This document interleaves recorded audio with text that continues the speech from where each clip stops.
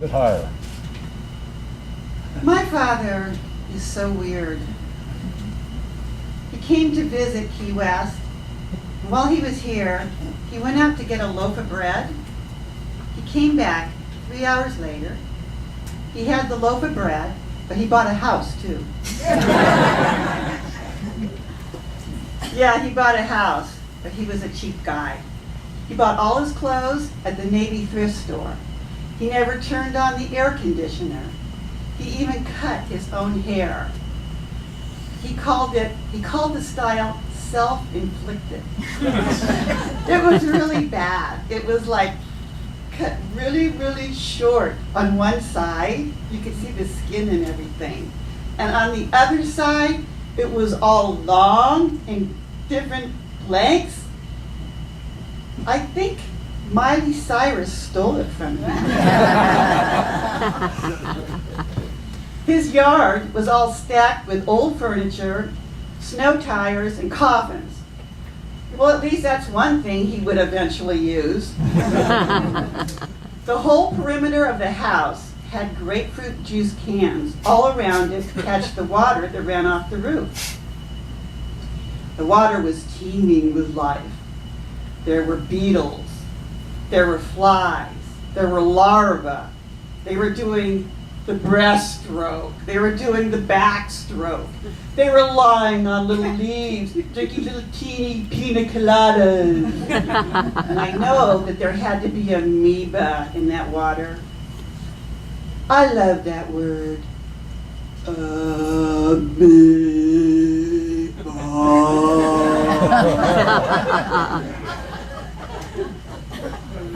And then all that filthy water is poured into the washing machine.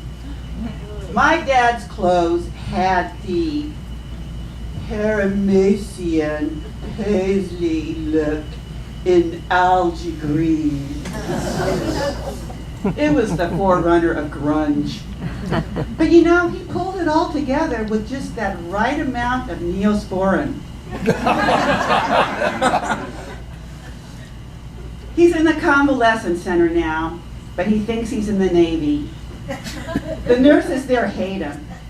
Kathy, it is so your turn to give the Admiral his sponge bath. I did it last time, and as soon as I start washing him, it's Periscope.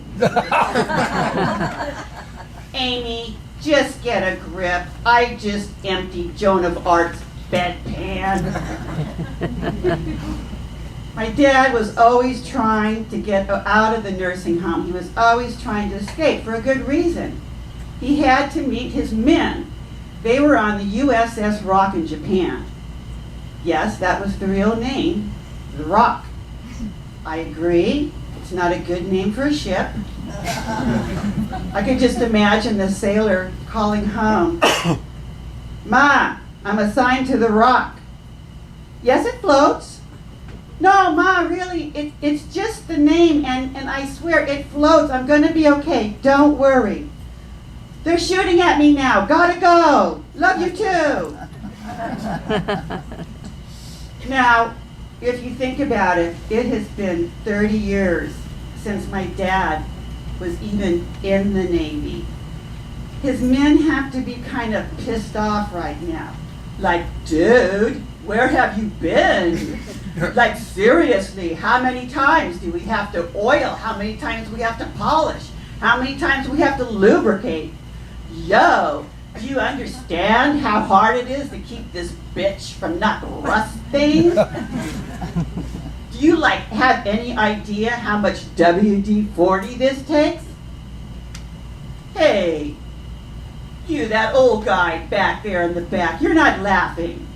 You're just like sitting in your seat, just like a blob. What do you want for nothing? You're just taking up space.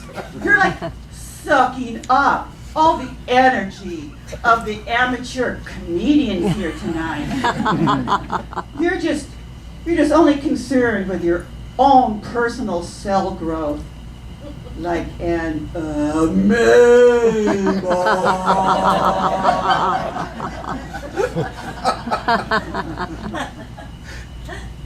My dad, seriously, has to get back to his men now. they are running really short of WD-40.